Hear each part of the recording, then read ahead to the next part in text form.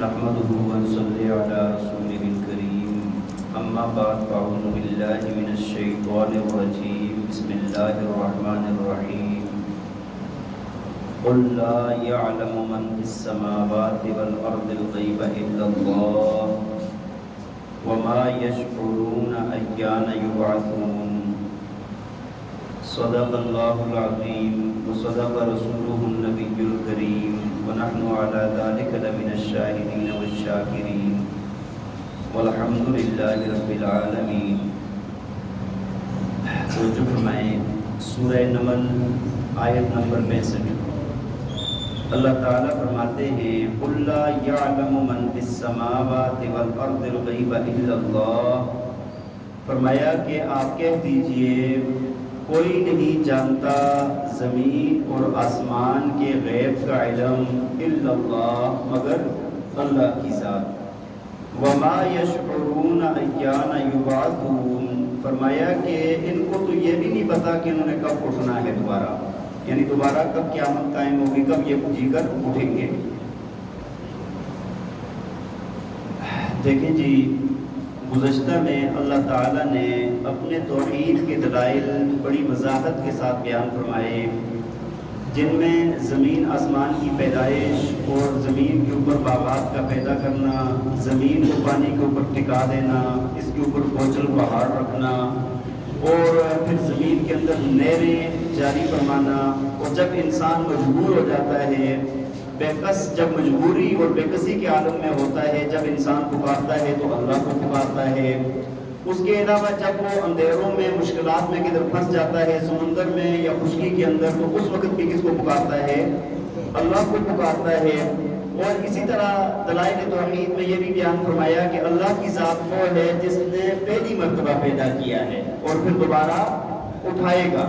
تو فرمایا کہ جب یہ سارے کام کرنے والی ذات اللہ کی ہے، ہاں جی، شروع میں اللہ تعالیٰ نے ان آیات کے شروع میں ایک بات فرمائی تھی، فرمایا اللہ خیر عما یشرکون. کیا اللہ بہتر ہے یا وہ بہتر ہے جن کو یہ شریک ٹھہراتے ہیں؟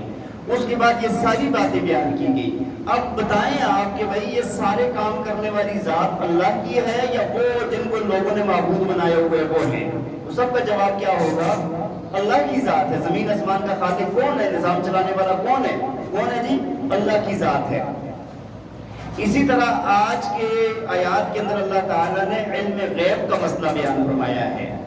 دیکھیں، جو معبود ہے نا، معبود اور جو الہ ہے نا، اس کی صفات ہوتی ہیں. جس طرح کہ الہ کی ایک صفت یہ ہے کہ وہ خالق ہوتا ہے. الہ کون ہوتا ہے؟ الوہیت اس ذات کے ساتھ جڑتی ہے کہ جو خالق ہو، جو پیدا کرنے والا ہو. پیدا کرنے والی ذات کون ہے؟ اور الوہیت اس ذات کے ساتھ جڑتی ہے جو مختار کل ہو، ہر چیز پر قادر ہو. ان اللہ علی کل شیء قدیر. ہر چیز پر، ہر کسی سہارے کی ضرورت نہ ہو جس کو.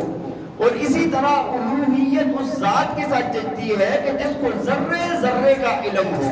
ذرے ذرے کا کیا ہو؟ علم ہو. اگر اس کا علم کامل نہیں ہے تو وہ الہ نہیں بن سکتا. تو الہ وہ ہوتا ہے جو عالم الغیب والشہادہ ہوتا ہے، جس کو ذرے ذرے کی خبر ہوتی ہے. اور وہ کون سی ذات ہے؟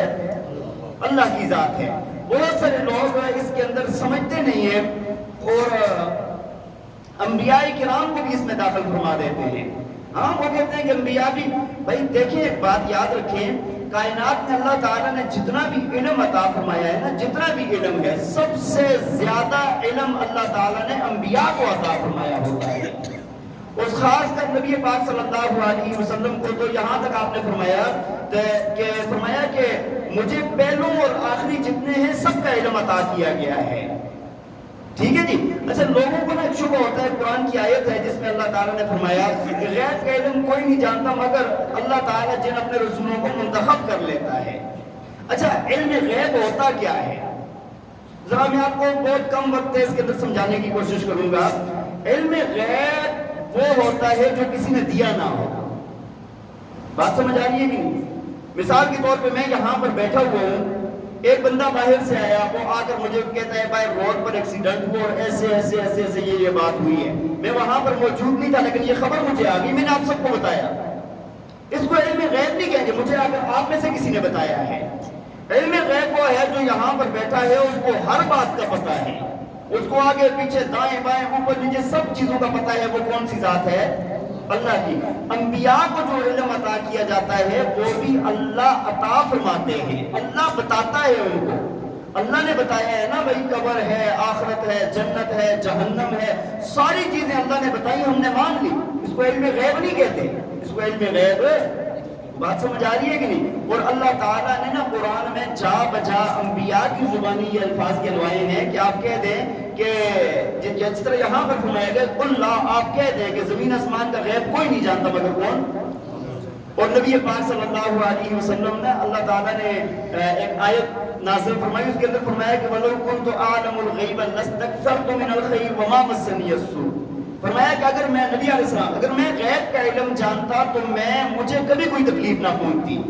ہاں جی، میں بہت خیریں بنائیاں اپنے لیے جمع کر لیتا اور مجھے کوئی بھی تکلیف ہے۔ حالانکہ نبی پاک صلی اللہ علیہ وسلم کو تو بہت تکلیفیں پہنچائی گئی ہیں۔ دیکھیں نا کہ جب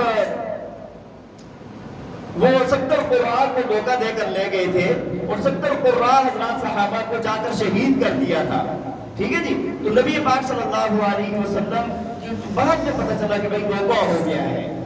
بات سمجھ آ رہی ہے کہ نہیں؟ اس وجہ سے اللہ تعالیٰ نے جا بجا فرمایا ہے کہ آپ کہہ دیں کہ اللہ کہ میں خزانوں کا مالک نہیں ہوں اور نہ ہی میں غیب کو جانتا ہوں۔ وَعِنْدَهُ مَفَاتِحُ الْغَيْبِ لَا يَعْلَمُهَا إِلَّا هُوَ۔ فرمایا کہ غیب کی چابیاں اللہ کے پاس ہیں، اس کے علاوہ اور کوئی بھی ذرے ذرے کا علم، وما يعزب عن ربك من مثقال ذرة في الارض ولا في السماء وهو السميع العليم۔ فرمایا ایک ذرہ بھی اللہ کی نظروں سے چھپا ہوا نہیں ہے، ہر چیز کا علم وہ کون سی ذات ہے؟ جس طرح حضرت عیسیٰ علیہ السلام جب قیامت والے دن اللہ کے یہاں پیش ہوں گے نا، 7ویں پارے کے اندر ہے، تو اللہ تعالیٰ پوچھیں گے کیا آپ نے اور آپ کی ماں نے یہ کہا تھا کہ ہمیں سجدہ کرو، ہمیں معبود بناؤ؟ وہ کہے گا یا اللہ مجھے تو کوئی پتہ نہیں ہے اور آپ ہی عالم الغیب ہے، مجھے تو کوئی خبر بھی نہیں ہے ان کی۔ تو انبیاء بھی یہی کہتے ہیں کہ عالم الغیب ذات کس کی ہے؟ اللہ کی ذات ہے۔ ہاں، اور یہ ہے کہ انبیاء کو جو علم ہے جو ان کی شان کے مناسب ہوتا ہے وہ سارے کا سارا دیا جاتا ہے، وہ سارے کا سارا دیا جاتا ہے۔ نبی پاک صلی اللہ علیہ وسلم کو سب سے زیادہ دیا گیا ہے یہ علم۔ بات سمجھ آ رہی ہے کہ نہیں؟ لیکن لوگ نہ سمجھنے کی وجہ سے اس کے اندر بڑے جھگڑے، بڑے اختلاف کرتے ہیں۔ جس طرح دیکھیں نا قیامت کا علم، جب نبی علیہ السلام سے پوچھا گیا کہ بتا قیامت کب قائم ہوگی، آپ نے فرمایا کہ جس طرح جبریل علیہ السلام نے سوال کیا تھا نا، انسانی شکل میں آئے تھے، حدیث جبریل کے اندر ہے نا، 5 سوال کیے تھے، ان میں سے ایک سوال یہ بھی تھا قیامت کب قائم ہوگی۔ فرمایا کہ جس طرح سوال کرنے والے کو نہیں پتا نا، اس طرح جواب دینے والے کو بھی نہیں پتا، ٹھیک ہے، نہ تمہیں پتا ہے نہ مجھے پتا ہے، ٹھیک ہے۔ اللہ تعالیٰ نے قرآن میں فرمایا 5 چیزیں ایسی ہیں، جس طرح سورہ لقمان میں فرمایا کہ کسی کو پتہ نہیں ہے موت کہاں پر ہوگی، کسی کی روزی کہاں پر لکھی گئی ہے، ہاں جی، اس کے علاوہ ماں کے پیٹ کے اندر کیا ہے۔ اچھا، اس کے اندر بعض لوگ کہتے ہیں الٹراساؤنڈ کرنے پتہ چل جاتا ہے کہ بیٹا ہے بیٹی ہے، بھائی یہ تو کوئی نہیں پتہ لگا سکتا، نیک بخت ہے بدبخت ہے، کیسا ہے کیسا نہیں ہے، اس بات کا بارش کب برسے گی، ہاں جی، کہاں پر کتنی، بہت دفعہ موسمیات والے بتاتے ہیں نہیں ہوتی۔ وہ بات سمجھ آ رہی ہے کہ نہیں؟ تو یہ ساری چیزیں بغیر آلات کے، بغیر کسی چیز کے، ان کا علم صرف اللہ کی ذات کو ہے، کسی اور ذات کو نہیں ہے۔ تو فرمایا قُلْ لَا يَعْلَمُ مَنْ فِي السَّمَاوَاتِ وَالْأَرْضِ الْغَيْبَ إِلَّا اللَّهُ۔ فرمایا کہ کوئی، آپ کہہ دیں کہ کوئی نہیں جانتا زمین اور آسمان کا غیب مگر اللہ۔ وَمَا يَشْعُرُونَ أَيَّانَ يُبْعَثُونَ۔ فرمایا کہ ان کو تو یہ بھی نہیں پتا کہ کب یہ اٹھیں گے، کب مرنے کے بعد کب دوبارہ اٹھایا جائے گا۔ بَلِ ادَّارَكَ عِلْمُهُمْ فِي الْآخِرَةِ۔ فرمایا کہ بلکہ ان کا علم نہ آخرت کے بارے میں گر گیا ہے، آخرت کے بارے میں کوئی پتہ نہیں۔ بل ہم فی شک منہا، بلکہ فرمایا کہ یہ تو آخرت کے بارے میں کیا ہے، شک میں ہیں۔ بل ہم منہا عمون۔ فرمایا کہ بلکہ یہ آخرت کے بارے میں اندھے ہیں، آخرت کے بارے میں کیا ہے، اندھے ہیں۔